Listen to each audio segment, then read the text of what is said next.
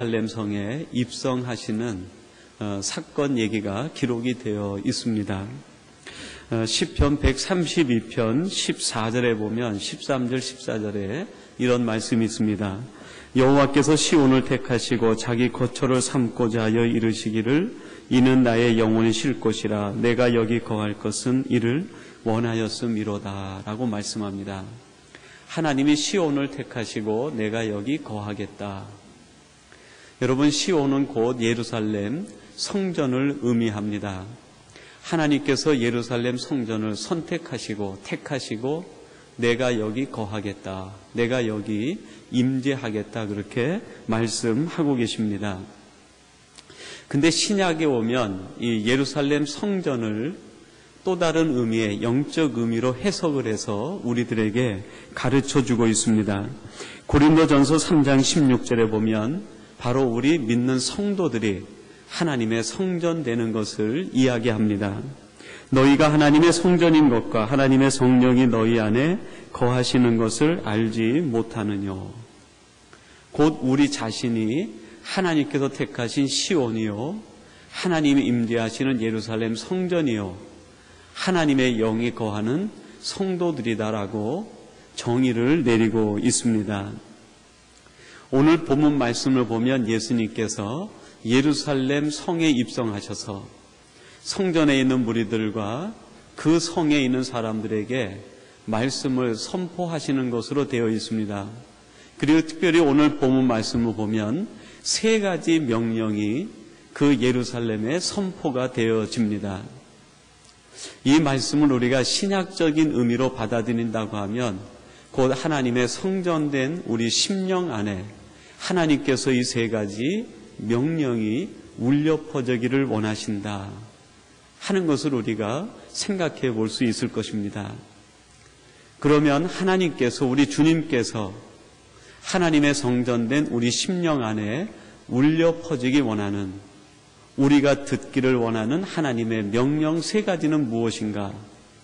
오늘 본문 말씀을 통해서 그 세 가지 말씀을 함께 찾아보고 우리에게 주시는 은혜를 함께 나누고자 합니다. 첫 번째는 너희 맞은편 마을로 가라라는 명령입니다. 여러분, 2절 말씀을 한번 주목해 보세요. 그 2절 상반절에 보면 이렇게 말씀합니다. 이르시되 너희 맞은편 마을로 가라. 너희 맞은편 마을로 가라. 주님께서 제자들을 향해 하시는 말씀입니다. 얘들아, 너희 맞은편 마을로 가라. 거기에 묶여있는 나귀 새끼를 풀어오라는 것이죠. 근데 여기에서 맞은편이라고 되어 있는 이 개역의 한글을 원문으로 보면은 건너편이라는 말의 뜻이 더 강합니다. 그래서 원문의 뜻을 새기면 너희는 건너편으로 가라, 그런 말씀의 뜻이 되는 거죠. 예수님께서 예루살렘에 들어가시려고 하는데 그 길과 온 성 주변에 사람들이 몰려들어서 벌써 예수님을 환호하고 예수님을 영접할 체림을 하기 시작합니다. 그리고 사람들이 술렁대는데 유대인의 왕이 오신다, 지극히 높은 왕이 오신다 하면서 예수님을 환영할 준비를 서두르고 있었습니다. 그 흥분되고 고조된 분위기에 더 마음이 설레었던 사람들이 있는데 그들이 누구였을까요? 예수님보다 예수님 곁에서 함께 따라 올라왔던 제자들의 마음이 설레이기 시작했습니다. 드디어 우리의 꿈이 실현되나 보다. 그동안 우리들이 그렇게 열망했던 우리의 야망이 이루어지나 보다. 예수님으로 인해서 우리의 현실적인 꿈이 이루어지나 보다. 절대로 우리의 삶에 옳지 않을 것 같았던 그런 꿈 같은 일들이 이루어지나 보다. 제자들은 설레이기 시작했습니다. 그래서 주님 앞에 제자들이 묻습니다. 우리들이 무엇을 해야 될까요? 저 무리들이 이렇게 환영하려고 하는데 우리들이 무슨 준비를 해야 될까요? 저들의 환호와 저들의 환영과 저들의 외침 속에 우리들이 어떻게 편승해야 될까요? 하는 질문이 제자들 마음속에 있었습니다. 그것을 꿰뚫어 보신 주님께서 제자들에게 하시는 말씀이 무엇입니까? 너희들은 맞은편으로 가라. 너희들은 건너편으로 가라는 것입니다. 이런 의미에서 오늘 이 맞은편, 건너편은 단순히 한글의 의미를 뛰어넘습니다. 상태적으로 지금 이 환호하는 이 무리들의 편승하지 말고 너는 내 자신을 하나님이 원하시는 그곳으로 내 모든 것을 옮겨가라는 뜻이 담겨 있는 것 아니겠습니까?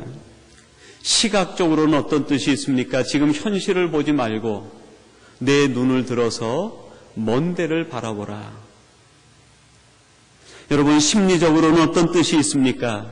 지금 너희들이 가지고 있는 그 마음에서 벗어나서 하나님께서 원하시는 마음으로 무장하라는 뜻이 이 말씀 속에 담겨 있는 것 아니겠습니까? 오늘 본문에 보면 사람들의 그 보이는 시선이 두 가지가 있습니다. 예루살렘의 거민들은 왕의 모습만을 보았어요. 왕의 권위, 왕의 권세, 왕의 부귀, 왕의 영화, 그것만 바라보고 그들의 시선은 오직 거기에 고정되어 있었던 것이죠. 그래서 여러분 10절에 보면 무리들이 외친 외침을 성경은 기록하고 있습니다. 찬송하리로다 오는 우리 조상 다윗의 나라여 가장 높은 곳에서 호산나 하더라. 여러분이 호산나라는 말이 왕께 만세라는 뜻입니다.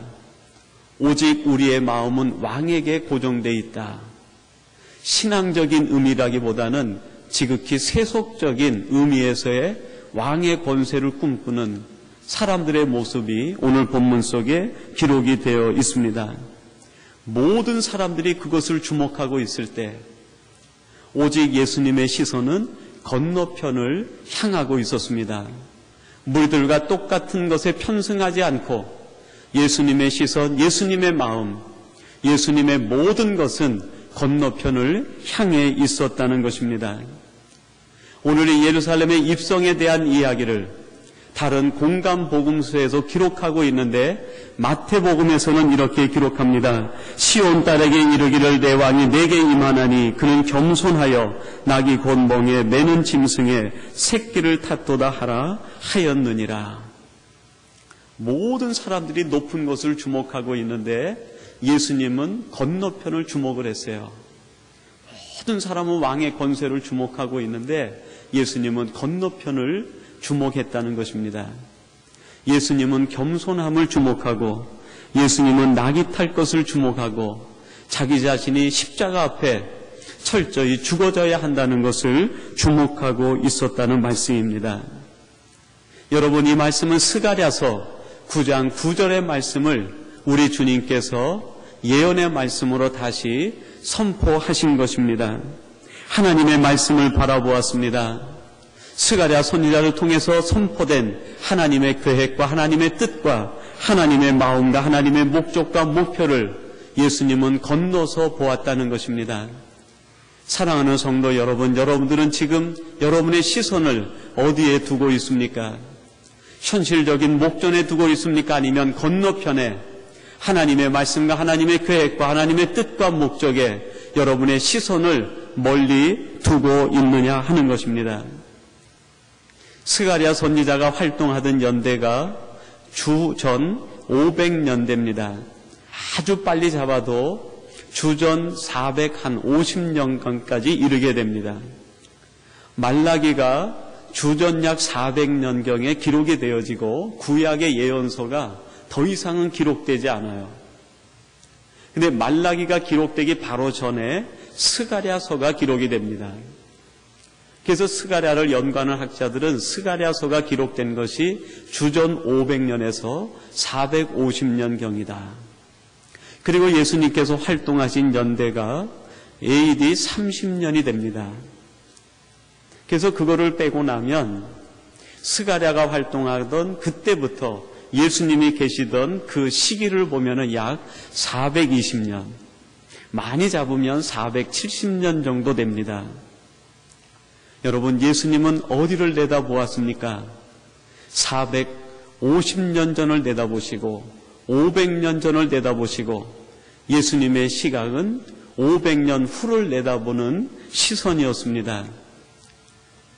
과거 선지자가 하신 그 말씀을 바라보는 예수님의 눈은 언제나 건너편을 보는 분이셨다는 것입니다.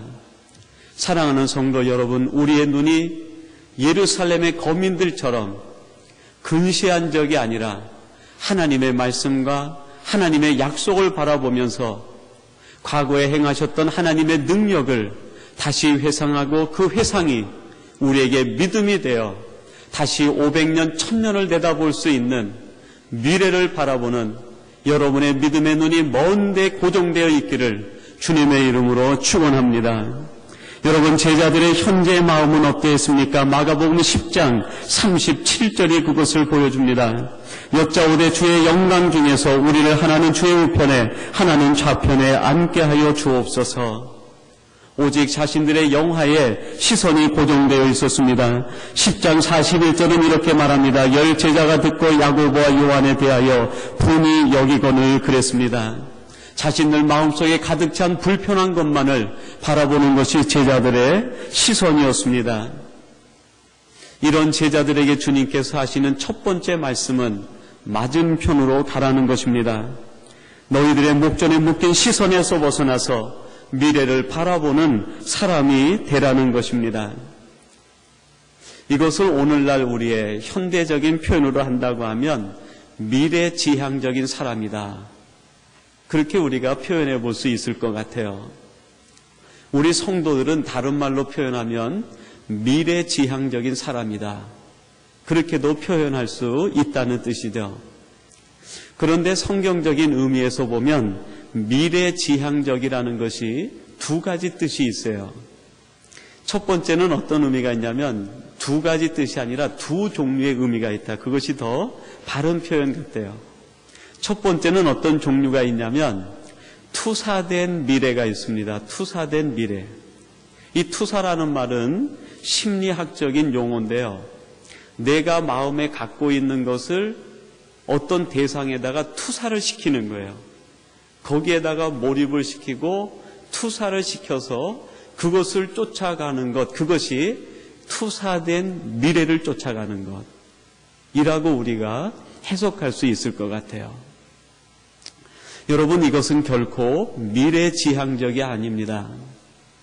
투사된 자기 욕망, 투사된 자기 야망은 결국 자기에게로 회귀하기 때문에 그것은 미래가 아니라 자기 자신에게로 돌아오는 일이라고 할 수 있겠습니다. 목표 같지만 그것은 자기에게로 돌아옵니다. 미래를 향하는 것 같지만 언제나 그것은 자기 안으로 굽어지는 왜곡된 길을 걸어가게 된다는 것입니다. 우리는 투사된 미래가 아니라 다른 미래를 지향해야 되는데 그것이 어떤 미래입니까? 바로 하나님의 말씀에 기록되어 있고 하나님이 약속하신 말씀의 미래를 향해서 나가는 것입니다. 히브리서 11장 8절에선 이런 사례를 우리에게 가르쳐주고 있습니다. 믿음으로 아브라함은 부르심을 받았을 때에 순종하여 장래 기업으로 받을 땅에 나갈새 갈 바를 알지 못하고 나갔으며 라고 말합니다. 아브라함은 그의 미래를 향해 나갈 때 투사된 자기 꿈의 야망의 미래를 향해 가지 않았습니다. 오직 하나님께서 말씀하신 약속, 하나님의 말씀을 바라보며 하나님의 뜻을 미래의 기준으로 삼아 한 걸음 한 걸음 나아간 사람이 아브라함이라는 것입니다. 여러분, 이것이 바로 성경이 말하고 있는 참된 미래 지향적인 삶입니다. 사랑하는 성도 여러분, 우리의 시선은 멀리 고정되어 있어야 되는데 미래 지향적이 되어야 되는데 여러분의 미래에는 무엇이 목표로 되어 있습니까? 나의 생각, 나의 꿈, 나의 야망이 투사된 채 내 미래로 내가 혹시 그것을 쫓아가면서 나는 미래지향적인 사람이라고 생각하고 있지는 않습니까? 그것은 결코 미래지향적이 아닙니다. 제자들도 똑같은 마음을 갖고 있었습니다. 예수님과 함께 우리들이 예루살렘에 올라가면 나의 꿈이 이루어질 것이다. 투사된 미래입니다. 예수님과 함께 예루살렘에 올라가면 나는 우리 주님 좌편에 우편에 서게 될 것이다. 그들의 야망이지 결코 그것은 미래가 아닙니다. 자기 자신에게로 회귀되어지는 욕망에 기초한 미래이기 때문입니다. 우리 주님께서 그들에게 선포하듯 말씀하시기를 그것이 아니라 너희의 시선을 멀리 고정하라. 하나님의 약속, 하나님의 말씀, 내가 너희들에게 주는 이 기본적인 의미와 뜻을 새기고 그것을 향해 나와 함께 가자고 초청하고 있는 것입니다. 사랑하는 성도 여러분, 우리의 야망이 투사된 미래가 아니라 우리 주님이 초청하시는 그 자리로 우리 주님과 함께 건너편으로 나가시는 우리 복된 성도님들이 되시기를 주님의 이름으로 축원합니다. 그리고 두 번째로 본문에 보면 이런 명령이 나옵니다. 풀어 끌고 오너라 하는 명령이 나옵니다. 여러분 2절 말씀을 한번 주목해 보세요. 아까 제가 읽은 초반절 말씀 이후에 보면 이렇게 기록합니다. 그리로 들어가면 곧 아직 아무 사람도 타보지 않은 나귀 새끼에 매여 있는 것을 보리니 풀어 끌고 오너라. 너희들이 그 건너편 마을에 가면 하나를 보게 될 것이다. 여러분, 우리 주님과 더불어서 우리의 야망과 나의 꿈이 투사된 미래가 아니라 하나님의 약속과 하나님의 말씀에 근거한 미래를 보면 보이는 것이 있다는 것입니다. 그리로 들어가면 너희에게 보이는 것이 있을 것이다. 무엇이 보입니까? 아무도 타보지 않은 나귀 새끼가 보일 것이다. 여러분, 우리의 시선이 하나님의 약속과 하나님의 미래와 하나님의 뜻에 고정이 되면 우리 속에서 하나님이 이미 주셨는데 사용하지 않은 은사들이 보이기 시작합니다. 내 야망이 투사된 미래, 내 꿈이 투사된 미래를 보면 하나님이 주신 우리를 만드시고 우리를 쓰시기 위해서 이미 우리 안에 엄청난 것들을 만들어서 우리에게 내재해서 세상에 보내셨는데 우리의 야망으로 우리의 꿈으로 투사된 미래를 보면 그것이 보이지 않는다는 거예요. 그러나 하나님의 말씀에 붙들리고 하나님의 능력에 붙들리고 하나님의 생각과 우리 주님의 목표와 목적과 일치가 되어지면 그전에는 몰랐는데 내 안에 있는 한 번도 써보지 않은 은사들이 하나님이 주신 놀라운 능력들이 보이기 시작한다는 거예요. 거기에 들어가면 아무도 타보지 않은 나귀 새끼가 보일 것이다. 그것을 풀어서 끌고 오너라. 이미 우리 하나님께서 주신 것들이 있는데 그걸 우리가 사용하지 않고 묶어놓고 있다는 거예요. 그것을 풀어서 우리 주님이 원하시는 일에 사용하라는 거예요.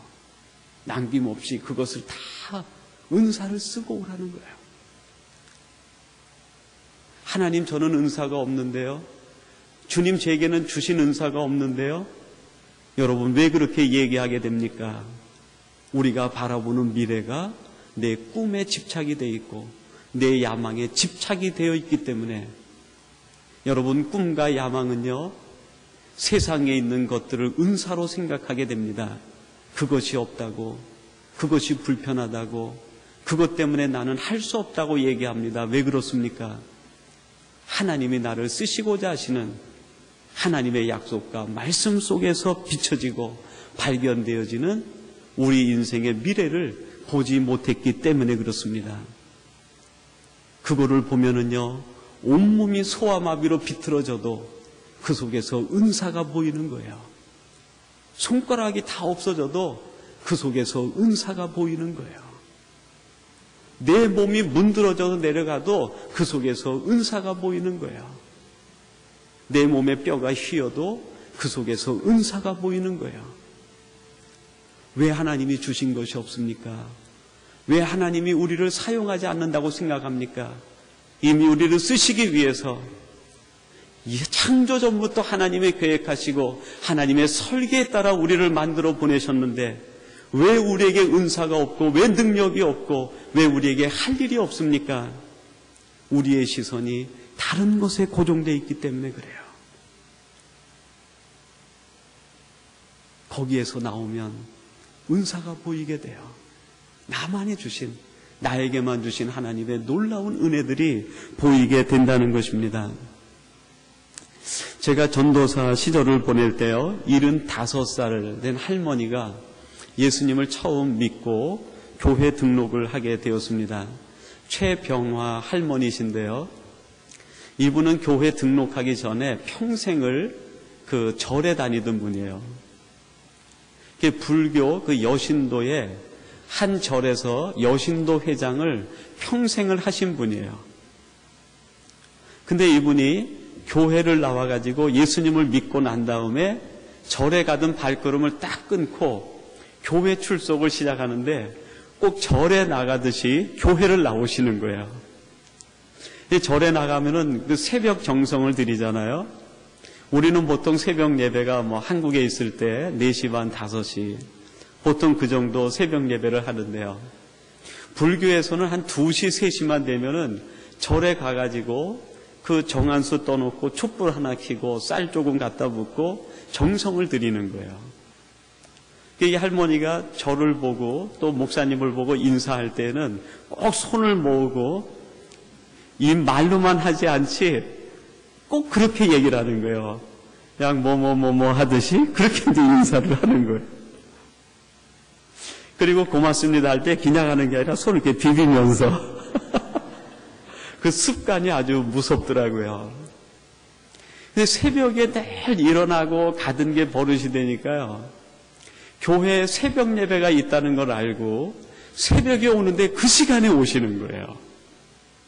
근데 나이가 드시면서 잠도 없어지시고 시간 개념이 없어지시는 거예요. 그때 이제 저희 부부가 결혼해서 그 교회 사택에 살 때인데요. 그때는 사택이 우리처럼 이렇게 따로 돼 있지 않고 본당이 이렇게 있으면 칸을 이만큼 막아가지고 한쪽은 교인들과 같이 주방으로 쓰고요. 한쪽에 방을 만들어가지고 방 하나에 이제 저희가 쓰고요. 주방은 저희 주방하고 교회 주방하고 같이 쓰고 그리고 예배실이 이제 바로 문 열고 나가면 예배실이에요. 그러니까 주일 저녁 같을 때는 저녁 예배 끝나고 청소 다 하고 나면은 정말 12시 가까이 돼요. 그럼 이제 새벽부터 주일 지키고 나서 아이들 가르치고 또 교인들이 가고 난 다음에 본당 청소하고 모든 거 뒷정리하고 나면 정말 힘들고 지치더라고요. 그래서 이제 자려고 누워있으면 조금 있다가 누가 초인종을 띵동 눌러요. 그럼 불이 나게 이제 옷을 입고 나가서 문을 열고 보면 그 할머니가 아이고 하면서 이렇게 인사를 하고 계시는 거예요. 아니 할머니 왜 오셨어요? 그러면은 새벽 예배 드려야지 하고 문을 열고 들어오시는 거예요. 시간을 보면은 새벽 1시, 2시. 그래서 제가 아이고 할머니 지금 새벽 예배 드리려면 아직 3시간, 4시간 남았어요. 그러면 본당에 들어와서 계시겠다는 거예요. 본당 저 뒤에 의자에 앉아 계시면 불을 켜드리고 나면 방에 들어왔는데 잠이 오나요? 그러니까 이제 옆에 슬그머니 나가서 같이 앉아 있다가 또 잠깐 들어왔다가 잠깐 나갔다가 그러다가 새벽 예배 드리고 할머니 가시고 처음에 등록을 해서는 한 달 정도를 그렇게 하시더라고요. 그러니까 저녁 12시만 되면 초인종 공포가 오는 거예요. 또 들르지 않으실까? 근데 한 달 정도 지나니까요. 초인종을 안 누르시는 거예요. 초인종 소리가 안 나요. 그리고 한 달 정도 지난 다음에 제가 새벽 예배를 이제 하려면 문을 미리 열어야 되니까요. 한 4시쯤 문을 열어놓는데 문을 열고 밖을 보니까 할머니가 거기 밖에 앉아 계시는 거예요. 추운 겨울이에요. 그거 벨 누르면은 전도사가 그 힘들고 단잠 깰까봐 거기서 문 열 때까지 기다리고 계시는 거예요. 그 할머니가 84세 임종을 맞이했습니다. 하나님의 부름을 받았어요.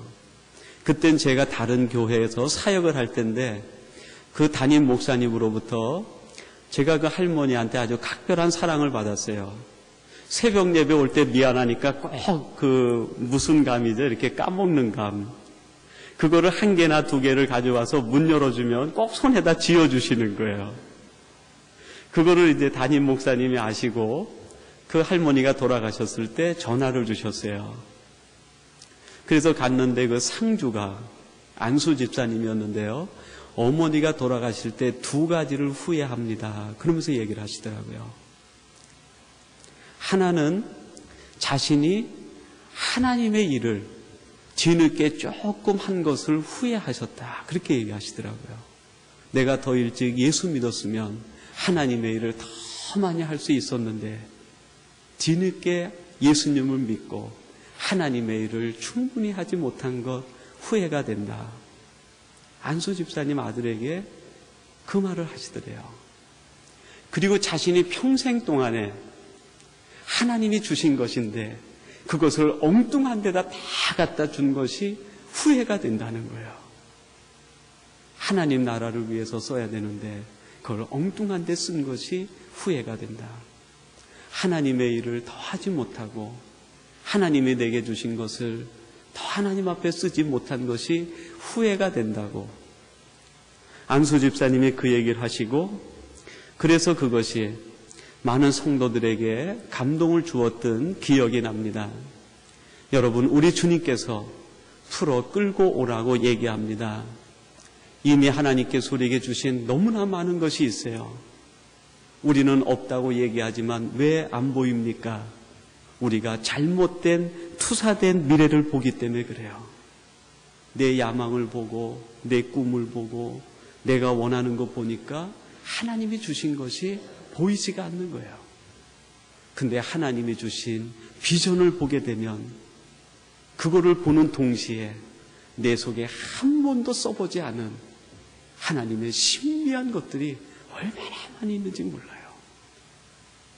세 번째 주시는 말씀이 무엇입니까? 주가 쓰시겠다 하라, 그렇게 말씀합니다. 여러분, 우리 3절 말씀인데요. 같이 한번 봉독해 보십시다. 3절입니다. 만일 누가 너희에게 왜 이리 하느냐 묻거든 그리하면 즉시 이리로 보내리라 하시니. 아멘. 여러분, 우리들이 쓰임받되 누구에게 쓰임받느냐가 또한 중요합니다. 무작정 쓰는 것이 아니라 지금 내가 누구에게 쓰임받고 있느냐 하는 것이 중요하다는 것이죠. 나귀 입장에서 보면 사람에게도 쓰임받을 수 있었고 예수님께도 쓰임받을 수 있었습니다. 나귀의 주인인 사람에게 쓰임받게 되면 평생 일은 할 수 있을 겁니다. 수고의 짐을 나르기는 했을 것입니다. 그러나 그것이 영적인 열매가 없어요. 여러분, 우리가 사람의 일에 매이다 보면 일은 합니다. 열심을 합니다. 정성을 다합니다. 평생을 무거운 짐을 짓고 애를 씁니다. 그런데 마음에 기쁨이 없어요. 마음에 감격이 없어요. 마음에 들뜨는 설레임과 가득 찬 행복이 없어요. 왜 그렇습니까? 사람에게 쓰임받아서 그래요. 사람이 나를 조종하기 때문에 그래요. 내 속에 있는 인간의 본성이 나를 조종하면 기쁨이 없어요. 감사가 없어져요. 그러나 주님께 쓰임받으면 거기에서 기쁨이 있고 감사가 있고 영광이 있고 놀라운 가슴 설레임이 있다는 것입니다. 여러분, 오늘 본문 7절에 보니까 이렇게 말씀합니다. 나귀 새끼를 예수께로 끌고 와서 자기들의 겉옷을 그 위에 걸쳐두매 예수께서 타시니 그랬습니다. 예수님이 나귀 새끼 등에 타시는 순간 나귀는요, 놀라운 경험을 합니다. 아마 나귀 중에서 가장 행복한 나귀가 있다고 하면 오늘 이 본문에 나오는 이 나귀 아니겠습니까? 주님을 태울 때 행복해집니다. 주님을 태울 때 세상에서 맛보지 못하는 일들을 경험하게 된다는 것입니다. 여러분, 우리의 무게에다가 우리의 어깨에다가 세상 일을 지면, 사람이 나를 조종하면 여러분, 거기에는 기쁨이 사라지게 돼요.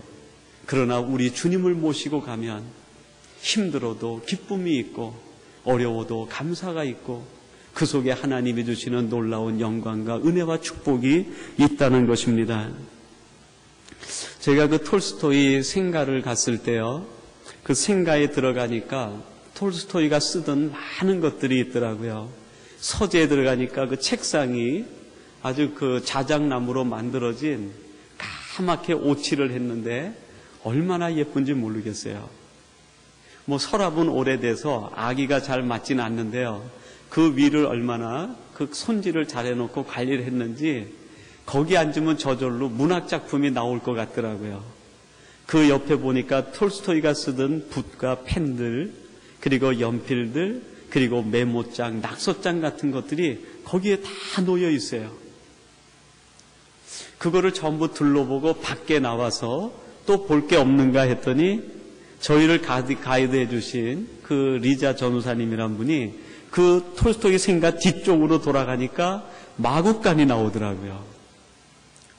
거기에 마부가 살고 톨스토이가 기르는 그 말들이 몇 필 있었다는 거예요. 그래서 그거를 타고 그 밭을 돌아다니기도 하고 그 숲속을 산책하기도 했다. 그런 얘기를 해 주시더라고요.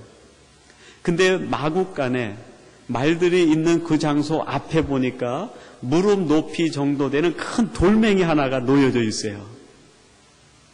영 어울리지 않는 돌멩이가 하나 놓여져 있더라고요. 도대체 저 돌멩이가 뭔가 궁금해가지고 옆에 가보니까 요만한 팻말이 하나 붙어 있었어요. 그 팻말에 보니까 그런 내용이에요. 톨스토이가 말을 탈 때 그 바위, 돌멩이 위에 올라가서 말을 타던 돌멩이라는 거예요. 사람들이 거기 와가지고 생가 안에서는 사진을 못 찍게 해요. 그게 색이 바란다고 후레쉬를 터뜨리니까 사진을 못 찍게 해요. 그러니까 사람들이 못 찍은 사진을 전부 그 마국간에 돌멩이 위에 올라서 가지고 거기서 한 장씩 찍는 거예요. 여러분, 돌멩이라도 누구에게 쓰임 받느냐에 따라서 가치가 달라지는 거예요. 그 톨스토이 생가의 돌멩이가 거기 하나만 있는 게 아니라 숲속에 들어가니까요, 온통 돌멩이가 널려져 있어요. 그 옆에서 사진 찍는 사람은 하나가 없었어요. 마국간 앞에 놓여있는 톨스토이가 발로 밟고 말을 탈 때 썼다고 하는 그 돌멩이에 사람들이 모여들고 한 번 더 만져보고, 아마 돌멩이 중에 가장 존귀를 받는 돌멩이가 있다고 하면 제 생각에 그 돌멩이 같았어요. 사랑하는 성도 여러분, 우리가 돌멩이 같아도 주인에게 잘 쓰임받고 하나님에게 쓰임받고 하나님의 말씀 속에서 비전을 보면 나에게 주신 은사가 뭐예요? 그 돌멩이에게만 주신 은사도 있듯이 하나님이 우리에게 이미 주신 놀라운 것들이 있다는 거예요. 우리 주님께서 제자들에게 이 세 가지 명령을 하십니다.